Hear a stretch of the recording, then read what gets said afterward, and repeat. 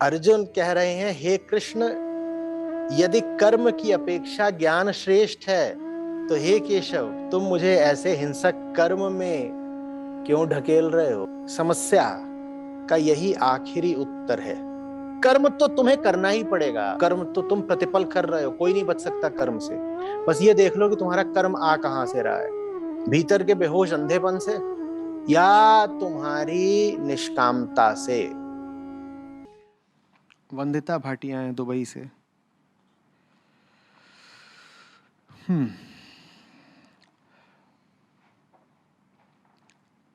14वें अध्याय के 13वें, 14वें, 15वें श्लोक को उद्धृत किया है, जहाँ चर्चा हुई है सतरजतम तीनों गुणों की।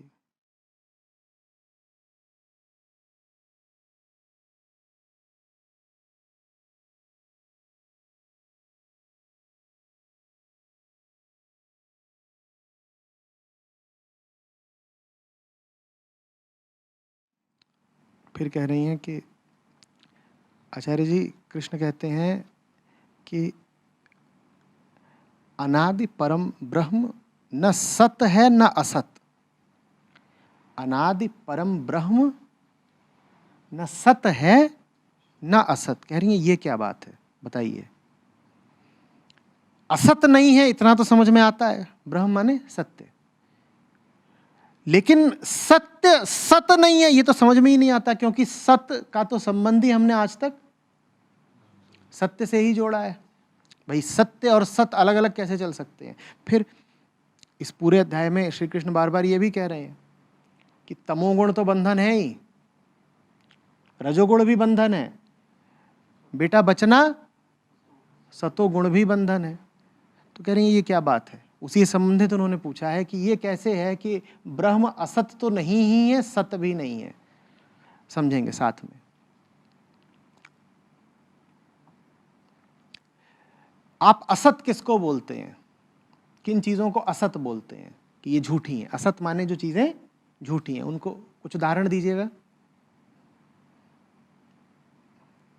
किन चीजों को कहेंगे ये असत है, मिथ्या है?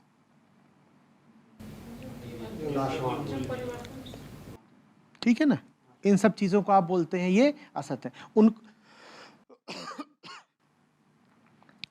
उन सब चीजों को आप जानते हैं, ठीक है ना, जानते माने वो ज्ञान की परिधि में है, उनको आप जानते हैं, उनके आपको नाम पता है, पता है ना, नाम पता है, उनकी आपके पास कुछ छवियां भी हैं, है ना? ठीक ठीक, ये पहली बात हो गई। अब रोक रहे हैं इसको। अब एक दूसरी बात पर आते हैं। दुनिया में क्या कुछ भी ऐसा है जिसकी आपके पास छवि हो और उस छवि का कुछ विपरीत ना हो? जैसे मैं कहूं काला, तो काला शब्द है आपके पास और काले की आपके पास एक छवि भी है। जैसे ही मैंने काला कहा, मन में क्या कौंध गया? कुछ काला। लेकिन अगर कोई शब्द है तो उस शब्द का विपरीत भी होगा जरूर, है ना? जिसकी छवि है उसकी छवि का विपरीत भी बिल्कुल होगा, होगा ना? होगा कि नहीं होगा? ये बात समझ में आ गई? जहां असत है वहां असत की छवि है, तो जो कुछ असत का विपरीत है उसकी भी छवि जरूर होगी। मतलब सिद्धांत यह है कि जिस भी चीज का आप नाम और छवि रखते हैं उस चीज के विपरीत की भी नाम और छवि जरूर होगी। ठीक, कल्पना आप कर सकते हैं नाम की और छवि की। पहली बात बोल दी, दूसरी बात बोल दी, अब तीसरी बात पे आते हैं। सत्य वो है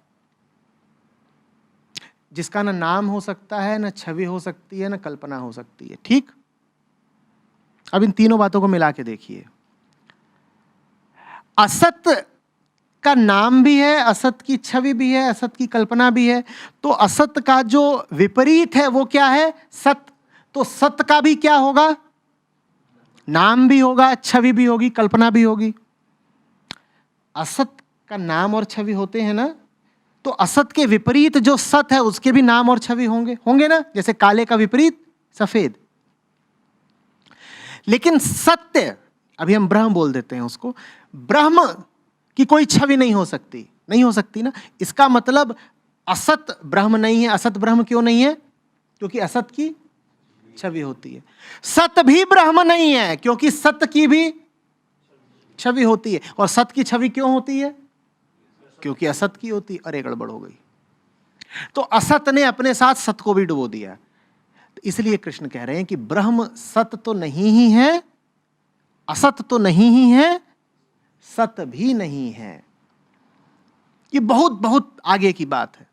वो कह रहे हैं तुम इस चक्कर में मत पड़ जाना कि ये सब जो सात्विक तुमको नजर आता है संसार में, उसका संबंध ब्रह्म से है ना। रामकृष्ण परमहंस इसमें बड़ी अच्छी कहानी कहा करते थे। वो कहते थे जंगल के 3 लुटेरे हैं। जंगल प्रकृति का है, उसमें 3 लुटेरे हैं। एक का नाम है तम्मा, एक का नाम है रज्जो, और एक का नाम है सत्तू। प्राकृतिक जंगल है बहुत बड़ा, और उसमें ये 3 लुटेरे घूमते हैं। ठीक है, ये नाम उन्होंने नहीं दिए थे। ये इस तरह की फिजूल हरकतें मैं ही करता हूं। तो ये तम्मा, रज्जो, सत्तू, उस जंगल से जो भी निकलता है यात्री, उसको क्या करना चाहते हैं?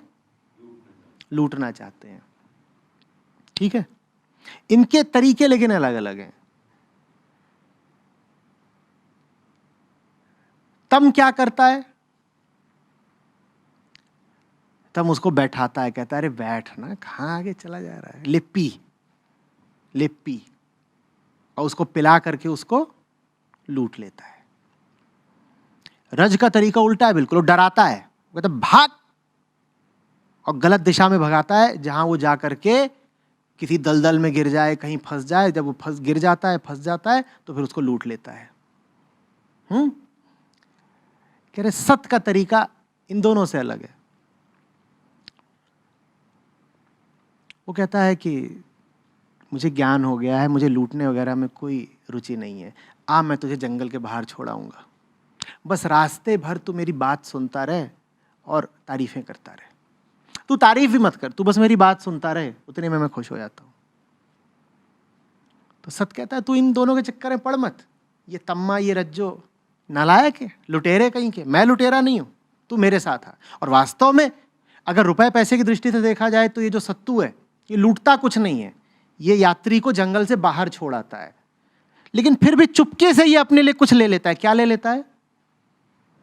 प्रशंसा। ये 3 गुण हैं प्रकृति के। इन तीनों में सतोगुण श्रेष्ठ माना गया है, क्योंकि वो यात्री को जंगल से बाहर निकाल देता है। लेकिन यह भी कहा गया है कि सतोगुण के चक्कर में मत फंस जाना, क्योंकि उसमें भी अहंकार तो बचा ही हुआ है। किस बात का? हम ज्ञानी हैं, ज्ञान का बड़ा सुख होता है, तुम ज्ञान बांट रहे हो।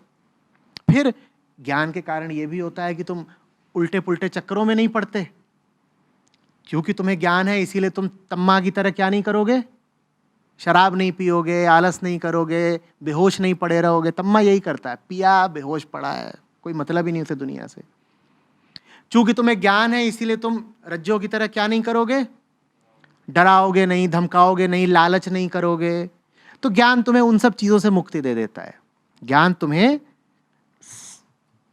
तम और रज से मुक्ति दे देता है। लेकिन ज्ञान स्वयं अपने आप में एक बोझ बन जाता है, क्योंकि ज्ञान तुम्हें ज्ञानी बना देता है। तुम्हें होना क्या था? तुम्हें शून्य होना था या तुम्हें ब्रह्म होना था, और हो क्या गए? तुम ज्ञानी हो गए। गड़बड़ हो गई ना। तो इसीलिए अध्यात्म का उद्देश्य तुम्हें सतोगुण में प्रतिष्ठित करना नहीं होता। अध्यात्म का उद्देश्य होता है तुम्हें गुणातीत ले जाना, तीनों गुणों से आगे निकल जाओ। अगर तामसिक हो तो पहले राजसिक बनो, राजसिक हो तो सात्विक हो जाओ, और अगर सात्विक हो गए हो तो रुक मत जाना। ये ना कहना कि हम तो सात्विक आदमी हैं, क्योंकि सत भी ब्रह्म नहीं है। सत भी ब्रह्म नहीं है, जैसा कृष्ण समझा रहे हैं। तो सात्विक भी होगा तो रुक मत जाना, अंततः तीनों गुणों से आगे निकल जाना, गुणातीत हो जाना। बात समझ रहे हो? सतो गुण का बस इस्तेमाल करना है प्रकृति के जंगल से बाहर आने के लिए। सतो गुण का भी सिर्फ इस्तेमाल करना है, उसको पकड़ के नहीं बैठ जाना है कि लुटेरे कोई भाई बना लिया वहीं जंगल में ही बैठ गए। याद रखो कि सतो गुण भी बसता कहाँ है? जंगल में ही रहता है वो सत्तू। जंगल से बाहर वो भी नहीं आ रहा, क्योंकि प्रकृति का ही गुण है, तो प्रकृति में ही रहता है। आ रही बात समझ? तो इसीलिए असली अध्यात्म बड़ा खतरनाक होता है। सात्विकता तक तो बात बन जाती है, बहुत मिल जाएंगे सात्विक लोग, वो ज्ञान से भरे हुए होंगे, बड़ा सात्विक जीवन बिताते होंगे, सही समय खाते हैं, सही समय सोते हैं, सब सही काम करते हैं, बड़े सही लोग होते हैं, अरे सात्विक आदमी है बिल्कुल, उनका सब कुछ बिल्कुल सही मिलेगा, लेकिन फिर भी उनमें वो नूर नहीं होगा जो होना चाहिए। सब कुछ सही होगा उनकी जिंदगी में, एक एक चीज सही, वो कभी आदर्शों से डिगते नहीं है। जो उनके पास नियम कायदे हैं, परसेप्ट्स हैं, उनका वो अक्षरशः पालन करते हैं, लेकिन फिर भी उनकी जिंदगी में वो बात नहीं है जो किसी आध्यात्मिक आदमी की जिंदगी में होनी चाहिए। वो उल्लास नहीं है, वो मस्ती नहीं है। वो इसीलिए नहीं है क्योंकि वो सतोगुण पे आके अटक गए। अंततः सतोगुण का भी अतिक्रमण करना है, भाग जाओ, आगे निकल जाओ। अब तीनों गुणों के तुम दृष्टा हो, या ये कह दो कि तुम तीनों गुणों से अब खेलते हो, तीनों गुणों से तुम्हारी कोई लिप्तता नहीं, इसीलिए अब तीनों गुणों से तुम्हें कोई खतरा नहीं।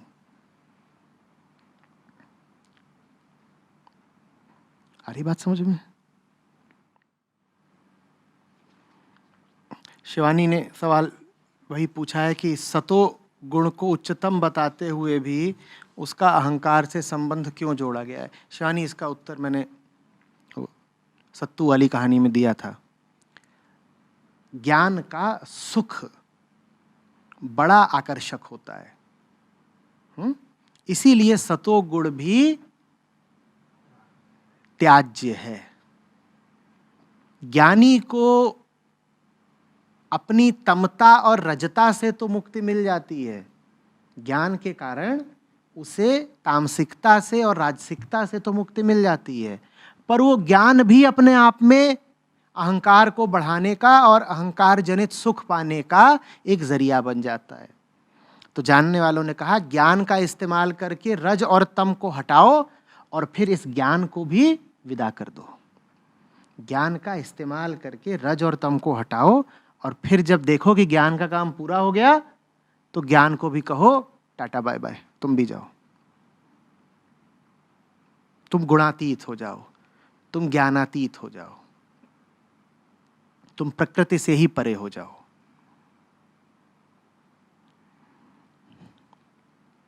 ठीक है।